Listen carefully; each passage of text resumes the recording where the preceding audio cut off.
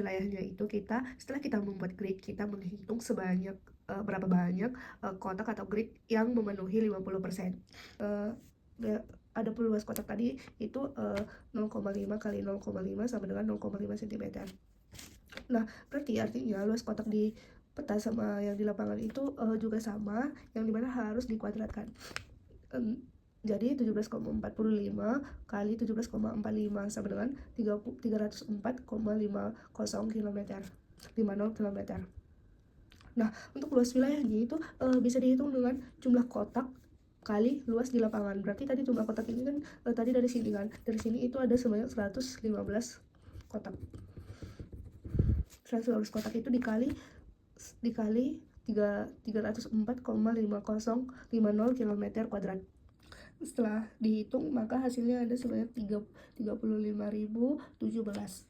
Nah, dapat kita lihat juga dari media sosial itu adapun menjadi luas wilayah yang menjadi longsor di Provinsi Lampung itu ada segini 35.376, dan tidak jauh beda dengan 35.017. Jadi pun ada selisih dari wilayah yang saya dapat tadi dengan yang di Google itu ada sekitar 359 km kuadrat.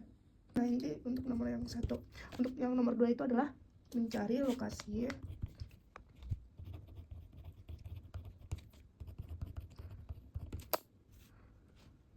Yang pertama itu kita mencari lokasi di Tahura Wan Abdul Rahman. Untuk yang pertama itu kita mencari bujurnya terlebih dahulu.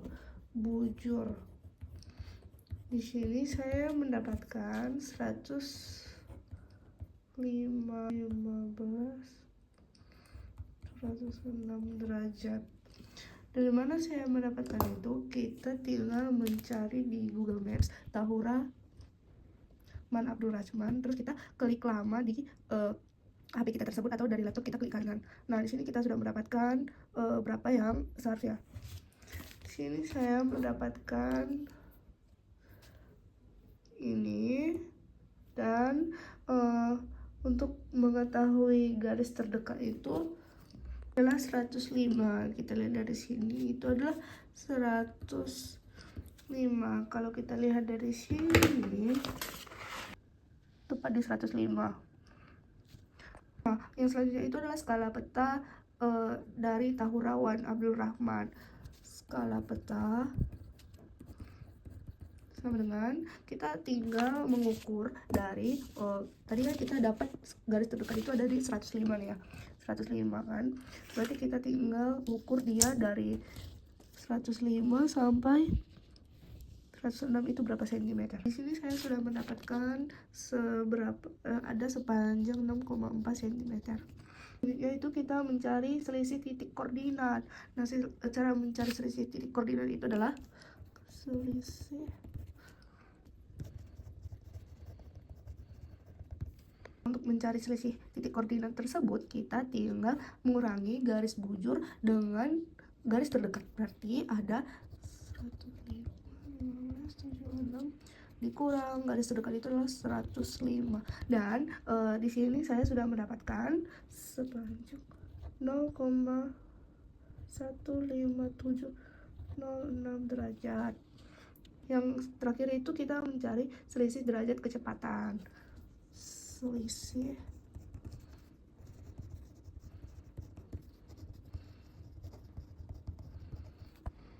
Nah, untuk mencari selisih derajat kecepatan, kita tinggal mengurangi selisih titik koordinat dikurang skala peta.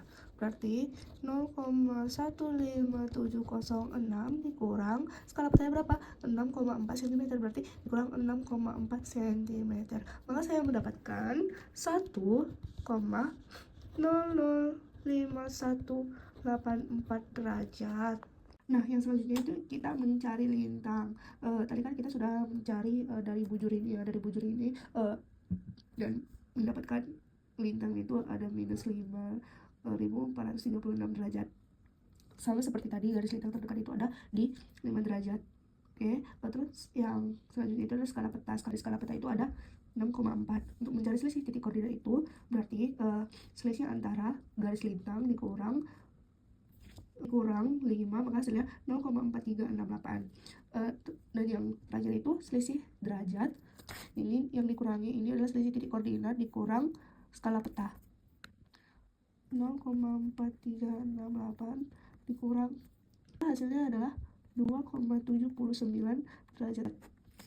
Seperti cara yang mencari tahura Y Abdul Rahman tadi, untuk mencari air terjun Y Lalaan, Linokem atau TNPBS itu dan yang lain-lain itu sama caranya seperti mencari tahura Y Abdul Rahman. Nah, dan di sini sudah mendapatkan di mana saja titik koordinat dari tempat-tempat tersebut. Nah, untuk tahura Abdul ini kan posisinya berada di tengah-tengah ya, tengah-tengah antara oranye, merah, dan hijau. Berarti ini tuh sedikit rawan bencana dari tanah longsor. Air terjun Welalaan ini kan berada di antara merah, hijau, dan oranye. Berarti ini sangat rawan bahaya tanah longsor di Provinsi Lampung. Nah, untuk Linokem ini juga sangat rawan bencana ya, karena dia berada di titik warna merah. Ini merupakan sangat berbahaya untuk tanah longsor itu. Jadi di sini sangat rawan tanah longsor. Untuk kantor gubernur itu sendiri ini berada di titiknya di sini ya, berarti tidak dekat dengan warna merah, kuning atau apa, dan oranye. Berarti dia tidak rawan bahaya longsor di sini, berarti aman dari bahaya longsor. Dan untuk Malhayati juga di sini jauh dari warna hijau merah, berarti di sini juga jarang ada terjadinya longsor atau kemungkinan tidak ada bahaya longsor di sini. Dari Azimut, dan Berin itu yang pertama itu adalah tahura Y Abdul Pachman, yang dimana Azimutnya itu ada di Azimut itu masih 210, yang dimana melebihi dari 180. Jadi kalau dia yang melebihi 180, maka kita kurangi dari 210 derajat dikurang 180 derajat, maka hasilnya ada 30 derajat. Jadi Berik yang didapatkan itu adalah 30 derajat. Mana sih cara menentukan azimut Berin itu? Jadi kita ukur dulu dari 180 derajat, maka kita menguranginya dengan cara seperti tadi. Air terjun Welalaan itu kita menyesuaikan dari sini, berarti dari south, dan mendapatkan south 85 derajat di. Nah, untuk air terjun Welalaan ini sama seperti menentukan tahura Y Abdul Pachman tadi, kita ukur dulu dia berapa derajat. Nah, di sini saya sudah mendapatkan 265 derajat azimutnya. Kalau 265 itu lebih dari 180, dia berarti posisinya berada di sini. Berarti posisinya di sini, karena ini di antara 180 derajat sampai 270 derajat. Sama seperti tadi, karena melebihi dari 180 derajat, maka dikurang 180 dan mendapatkan south 85 derajat west. Itu juga dengan Linokem Taman Nasional Bukit Barisan Selatan yang mendapatkan azimut 260 derajat.